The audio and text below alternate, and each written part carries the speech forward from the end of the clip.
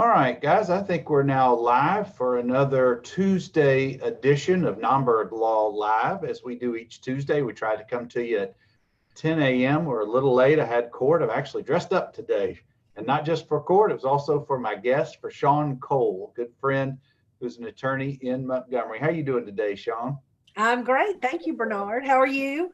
Doing well, doing well. Thank you. And as before we get into today's conversation, which I know is going to be a great one, we want to just let everybody down on the Gulf Coast know that we're thinking about them today and the next couple of days. Hurricane Sally is trying to do her thing, and I think it's going to make landfall in the next 12 to 18 hours. So hopefully folks are evacuating or making their proper plans, but they're certainly in our thoughts right now. But today's guest is a longtime opposing attorney for David and me, and now friend. Shawn is an attorney with the Hill Carter Law Firm in Montgomery, and where we come across Shawn is, as you guys know, most of our practice, or a good percentage of it, is representing injured workers in workers' compensation claims. And typically, we would have Shawn in cases where she is defending either the company itself or the insurance carrier, but we'll talk about that for a few minutes. But I promise you, we're not only going to talk about law today, because we know that can be a snooze fest, except for us lawyers. But Shawn, before we jump into things, tell folks a little bit more about yourself and we'll get going. Well, I live in Montgomery. I am, as you said, a member of Hill Carter. I'm married to Les and have two children. My son Jackson is a sophomore at Huntingdon, and my daughter is an eighth grader at the Montgomery Academy. And we love our community and we love our firm. I was very thankful to leave an in-house job, which I loved, but I started at Hill just a couple of months before I had my son, which was great. They hired me with no clients and took a chance that we could build a good workers' comp practice there. So that's it. Well, it was certainly to their good fortune that they brought you on, and we've known each other for, I don't know, quite a while now. We've had many cases against each other, but one of the things that I do want to talk about that you and I have previously talked about is civility in the law. And for what you may have seen over the years on television or in the movies, where lawyers are screaming at each other in court or over a conference room table threatening each other and those kind of things. I can say I've had maybe two instances, and they neither were with Shawn, where anything got heated to the point where I thought that it was not professional where it should have been. In both instances, we happened to be in court with a judge present. And frankly, the judge shut it down and we moved on. And I've had many cases with those two individuals since. And frankly, that's been about the gist of the excitement when it comes to maybe what you've seen in TV or in the movies. I don't know about you, Shawn, but that's civility really has been, and maybe this is just kind of my approach. I don't try to be the ugly guy in the room or get all upset about everything, because the philosophy, and I know it changes as you get older in your practice and in your life, is things are going to work out.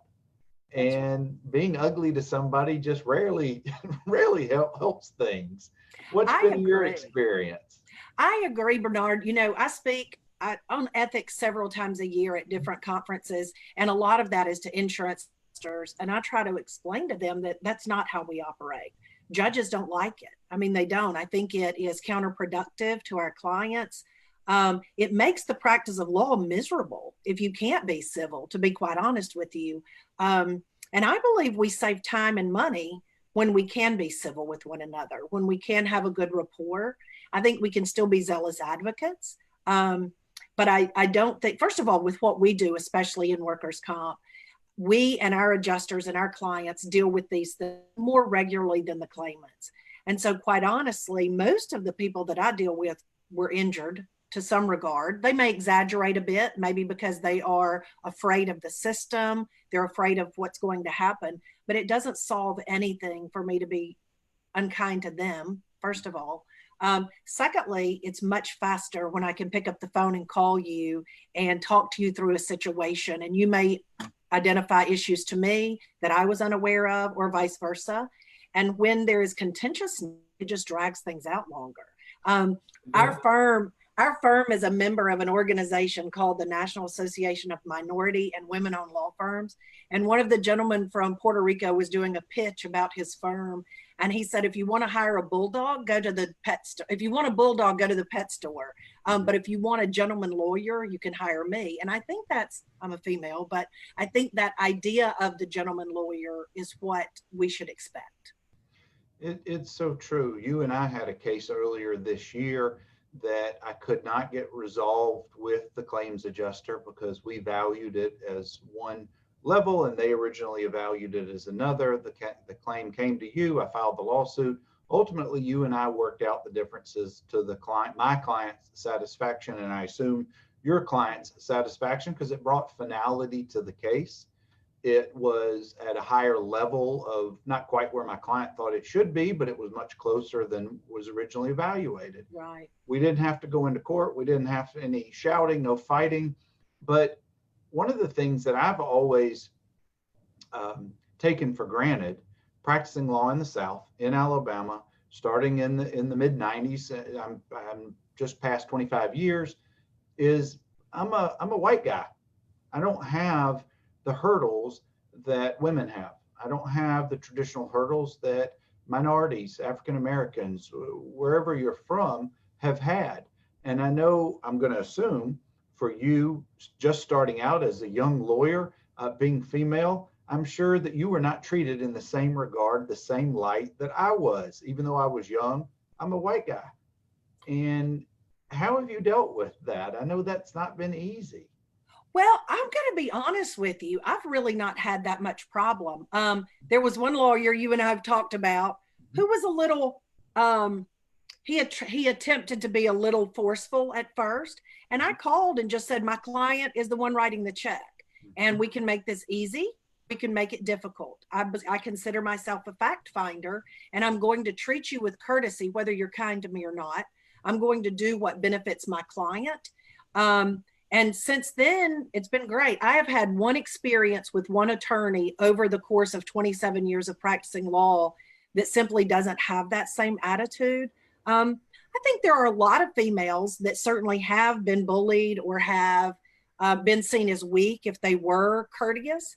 And I find it quite a detriment when young lawyers now, especially females, that I think act as if they must be bolder than necessary. And I don't mean bold as in a good advocate, but I mean rude, disrespectful. I think it's counterproductive. I really do. And I believe if we are true to who we are and we're true to what we're called to do, I think civility is just such a paramount part of our professionalism. And anytime I can talk to young lawyers, I tell them that. It's one of the things that I learned, most young lawyers learn this the hard way, is it's not about the lawyers. It really isn't. It's about your clients and who you represent. And if you allow yourself to get in the way of progress, of protecting your clients' rights, of pushing forward the agenda that should be pushed, look, it's already stressful enough when a worker who gets hurt on the job, all of life stresses ramp up because it starts with their health. That's right. And if you see the snowball effect, when their health is affected, they can't work. They can't work. They can't bring in the money that they expect to bring in and provide for their family, which in turn doesn't allow them to put food on the table, et cetera, et cetera, et cetera. And then all of that ramps way up. So we have always seen our position, our responsibility is to be that voice, is to calm those stresses down by getting those answers. And I can't get answers if I'm constantly yelling, berating, screaming, being ugly to no matter who it is on the other side. That's right. And we lose control when we're that, I believe. I had a case with a former classmate who lives in Georgia, but also practices in Alabama. And I always try to resolve a case early on. Very rarely, maybe 30% of the time, do I actually have to depose the claimant. So we save that money. If we do initial discovery, we look at things. I call you and say, Bernard, is this one we can settle? And if we can try early, my client saves a lot of money. what they would pay me, they can put toward a resolution. And this one gentleman, his lawyer said he's never settled. He and his wife are angry. They're frustrated that this happened. And I said, let's try. So they came to our office and I explained to him, I said, look, no one caused this on purpose. This was an accident, a sheer accident. We're sorry that you're in pain. We're sorry your wife has had to go back to work. We didn't cause this, but we could try to resolve it today. And by the end of the day, probably only 4 hours in, we had resolved the case. We were having lunch together and they hugged me before they left. Now, not everything ends that way, but sometimes they just need a day of effort. And my client was able to see these were not mean and nasty people. They were angry and rude on the phone initially, but it was because they were afraid. They were afraid they were going to lose everything they had. It's so right. A lot of times our clients, they want answers. And that's why they're frustrated, angry, upset, confused. They want somebody to answer for what happened. Either they're in denial that the accident happened because they themselves may have caused it. Right. Or that a third party, like a car accident, someone else may have caused it. But they want somebody to answer for that and to metaphorically and in reality pay for that. And you're right. A lot of times it just takes them, whether it's an actual day in court in front of a judge or a jury, or in a mediation or a deposition. A lot of times after our clients get deposed, and for those of you who don't know what that is, that's giving testimony under oath in front of the attorneys involved in the case before a court reporter, but it's in a little bit relaxed setting, like in a court. It could be in a conference room. It could be in a courthouse if the judge lets you use the courthouse, but it's not a trial. But a lot of times when they can get out the way they feel, that way it allows them to kind of process things.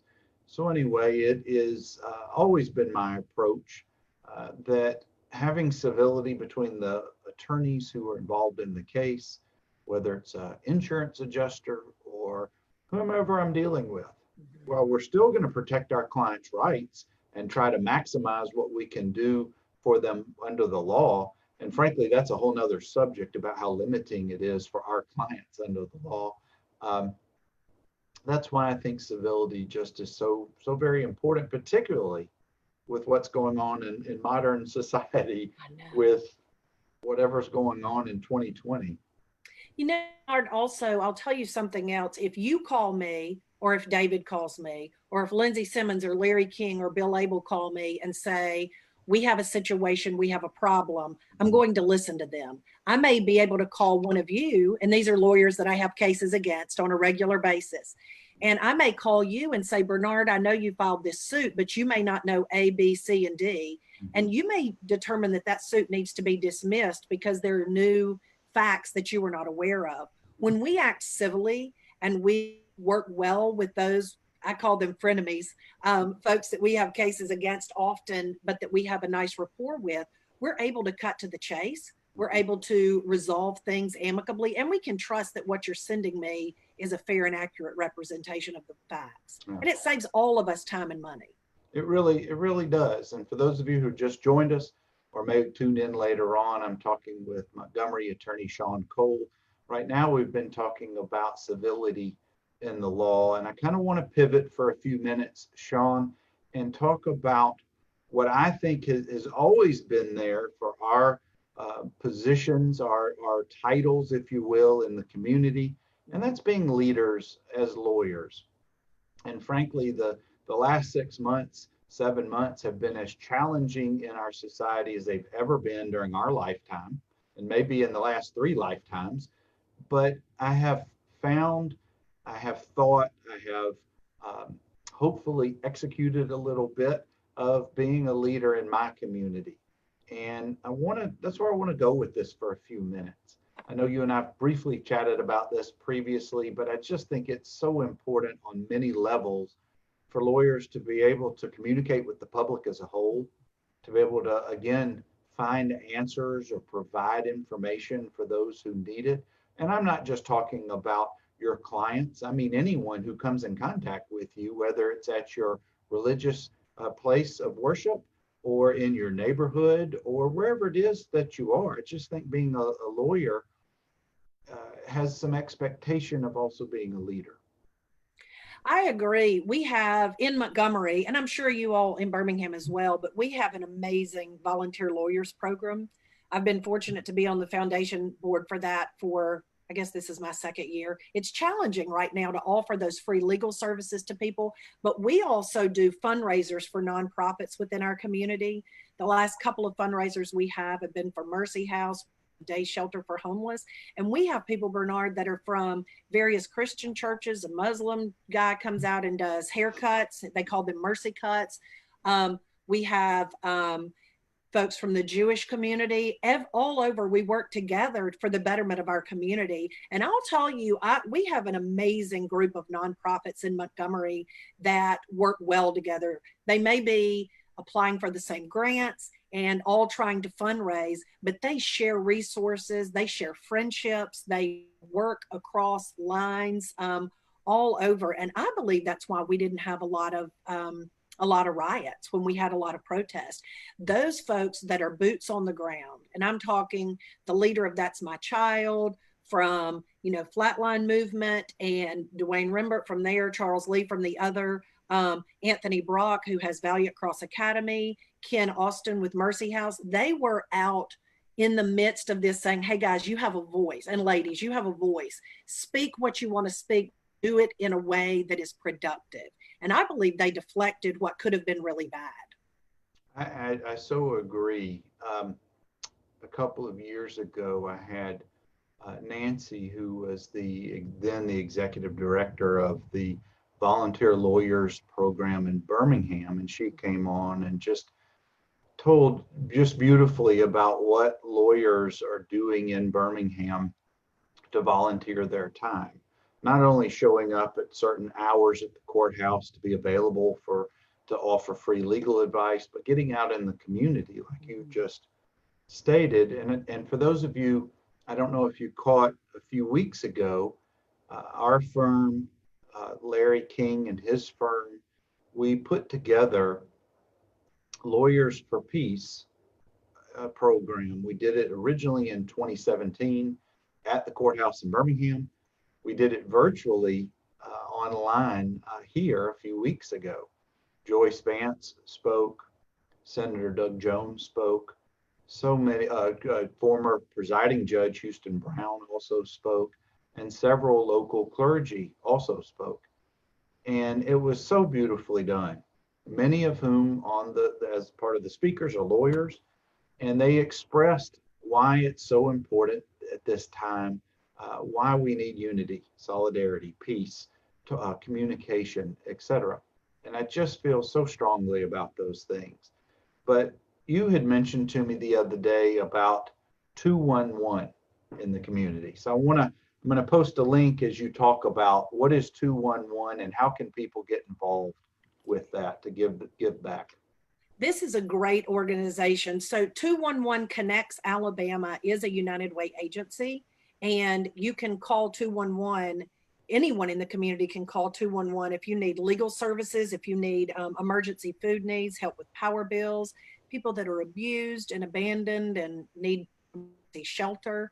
And 211 they used to do a book, and I bought about 10 of them last year and gave them out to some of our nonprofits because they didn't even realize all of the resources there. So I would say anyone that's involved with a nonprofit, become familiar with 211 because then your nonprofits are not trying to reinvent the wheel on everything. But and I mention this if it's okay, if I go ahead and mention something that we do with our children. Sure. So with our children, with their classmates, we will go to a dollar store, something of that nature, and buy, 50 gallon Ziploc bags and put bottled water, a pair of socks, some beef jerky, the pop top tuna or little bags of tuna with crackers and peanut butter crackers and some sort of fruit or cookie. And then we put a note in there, just a love note to whomever gets these bags. And we also put that they may, for here particular, we'll say you may reach out to, in the west side of town, to the Mercy House for assistance to go shower and do whatever they need there, or call 211 if you're in another part of the community, and 211 will connect them. We then distribute those to the police officers and the deputies in our community, and that gives them an avenue to reach out to those that may be on the streets, that may be homeless, that may be in need. So it gives them a little gift to give food in some emergencies, and it's those Ziploc bags. Some of the homeless are able to reuse those to keep things dry. But it also just shows them the love of the community. And we have amazing officers here, and there's so many that are fighting within, communities over certain things. And this gives the good guys a way to reach out and say, look, we're here for you. And we're helping try to build that bridge some with those blessing bags, as we call them. And Nancy, I'm sorry, Shawn, Okay. when you go to the 211 Connects Alabama website, and I put that in the comments section here, is this available for anybody to sign up and just kind of jump in, or how do you get involved? So you can call, and they will act either to connect you with a nonprofit to work for and volunteer for, or folks on the street that are homeless can call 211 and they'll give them a phone number or a way to connect. So they love volunteers. It may be that you love to read to children, you want to do a reading is fundamental, or you want to work at a soup kitchen, or you have clothing to donate, or whatever it may be, and they will connect you to the appropriate nonprofit. And they keep up with it on a regular basis. That's one of the things that our firm has prided itself on for many years, is our trying to give back into the community, and not just lending or giving of supplies, or if somebody needs a donation, but of our time, because I truly think that's the most valuable resource that any person has, is time. And it's showing that another person that you value them so much that you're stopping whatever it is that's important to you, and you're showing them just how important they are to others. That's right. And it speaks volumes, your actions. And I've heard many times that 90% of it is showing up, and then those who are there will show you what to do. So be enthusiastic, get involved. And I gosh, agree.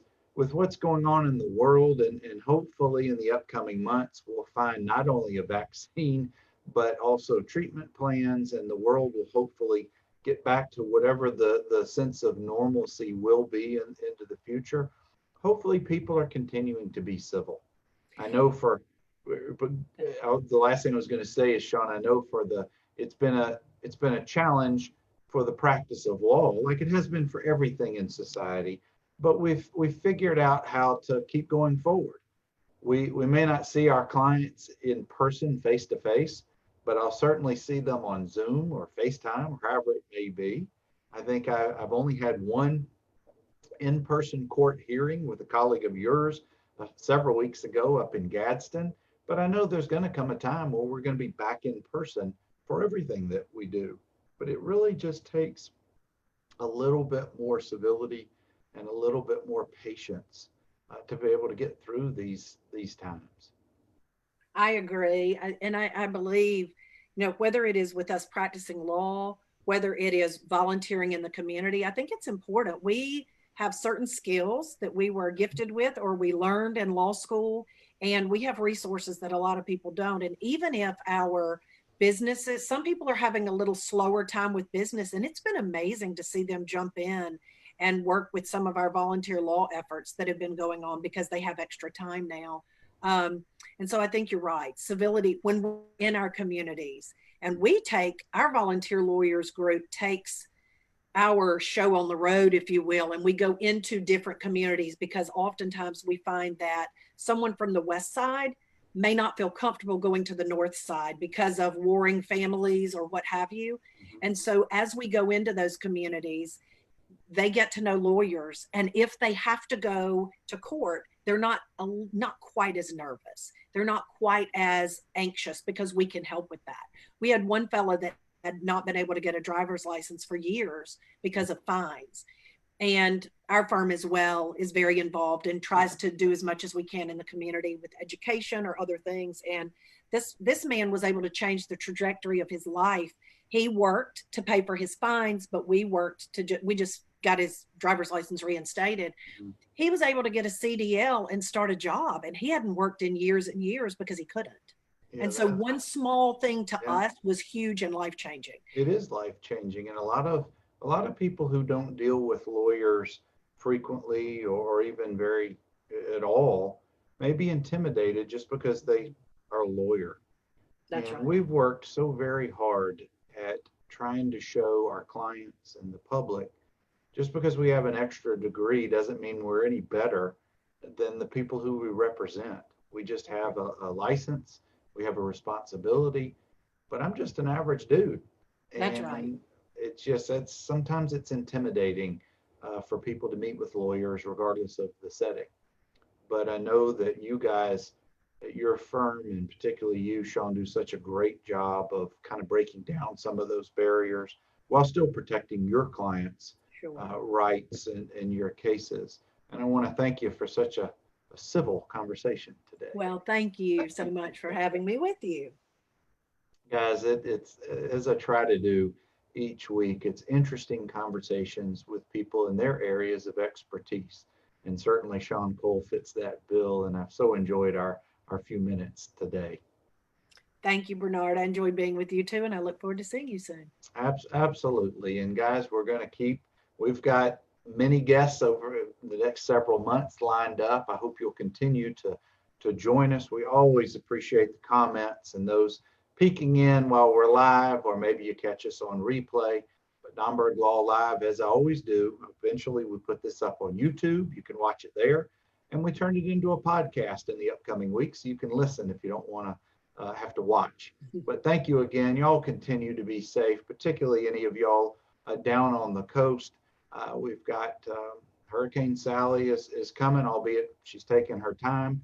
And I think it's supposed to cut back through Alabama into Georgia and up the East Coast, but you never know. But please take your precautions. And guys, have a good, safe rest of your week, and we'll catch you later. Thanks. Take care. Bye-bye.